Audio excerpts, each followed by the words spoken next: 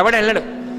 కానీ ఇన్ని చోట్ల తిరిగి నాకు పెద్ద సర్కిల్ ఉందండి అంటాడు. నాకు వాళ్ళు తెలుసండి, వీళ్ళు తెలుసండి అంటాడు. ఆఖరణ ప్రాణం పోయాక వెనక వచ్చేవాళ్ళు ఎవరు రారు అని తన శరీరమే కాలిపోతుంటే చూసుకుని ఏడుస్తాడు. చీకటి పడిపోతే అయ్యో ఓపికన్నప్పుడు ఒక్కరోజు గుడికి వెళ్ళలేదురా, ఓ ప్రవచనం వినలేదురా, ఓ ప్రదక్షిణం చేయలేదురా, ఓ పూజ చేయలేదురా అని అప్పుడు ఏడుస్తూ ఉంటాడు. ఎవరు ఊరుకోబెట్టేవాళ్ళు ఎవరు ఉండరు.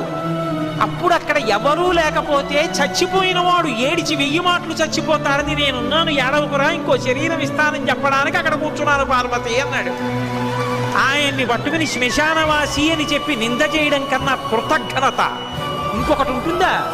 అంతకన్నా అసహ్యకరమైన విషయం ఇంకోటి ఉంటుందా? అలా అన్నవాడు అసలు మనుష్యుడు అనిపించుకోవడానికి వాడు యోగ్యుడే. కాబట్టి అందుకు కూర్చున్నాను పార్వతి, అంతేకాని నాకు సరదా పుట్టి శ్మశానానికి వెళ్ళి కూర్చోలేదని చెప్పాడు.